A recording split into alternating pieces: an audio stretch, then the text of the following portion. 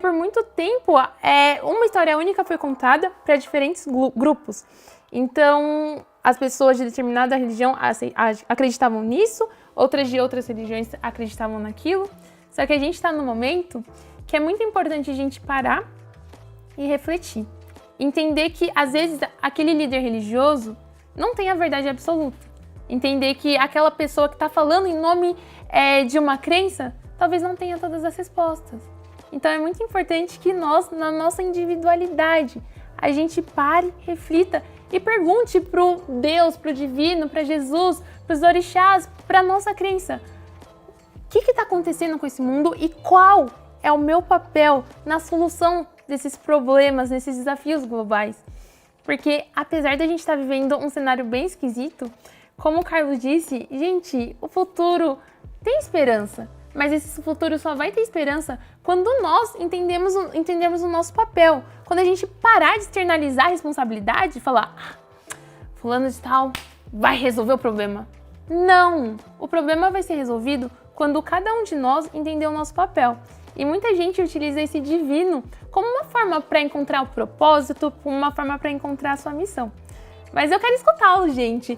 Na religião de vocês, como que a crise climática se relaciona com esse divino, com Deus, com os orixás, com Jesus?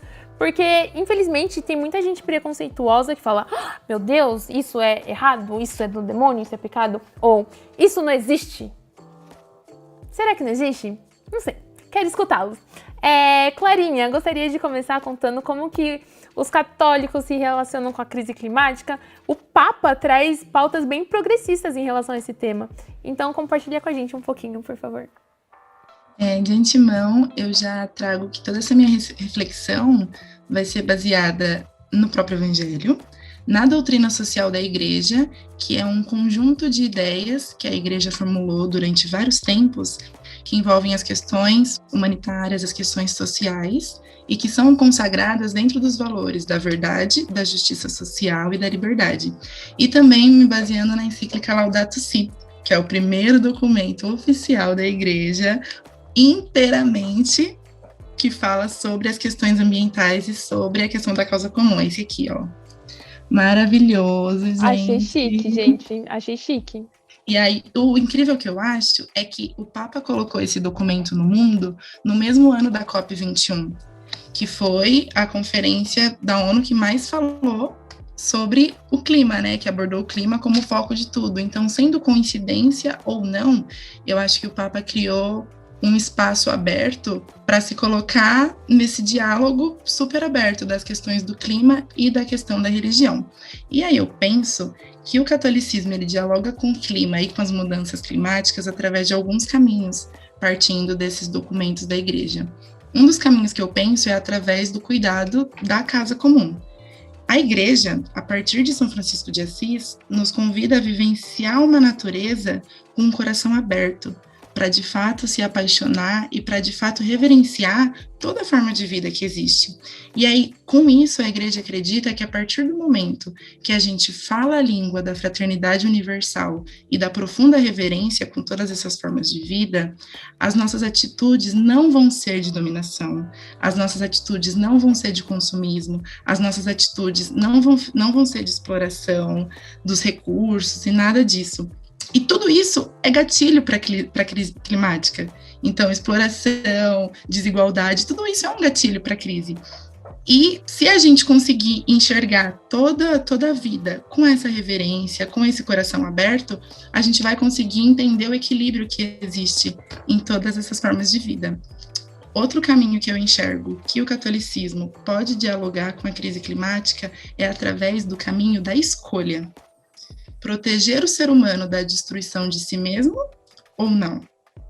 Então, a Igreja, através da sua ação e através do Evangelho, nos lembra que a gente tem que cuidar da gente, a gente tem que cuidar da natureza e a gente tem que cuidar da nossa relação com a natureza. As possibilidades para a gente fazer isso são inúmeras, mas também a liberdade que nos é permitida permite construir essa relação, ou numa perspectiva de amor e respeito, ou numa perspectiva de declínio e destruição. Então, é escolha. E aí, a gente tem que pensar soluções holísticas, soluções interreligiosas, soluções utópicas que subvertam de fato o atual modelo dominante. E esse é o convite do Papa, né? Querendo ou não, esse é o convite do Papa. Papa Ou então... ousado. Papa muito ousado. Ousadíssimo. Maravilhoso.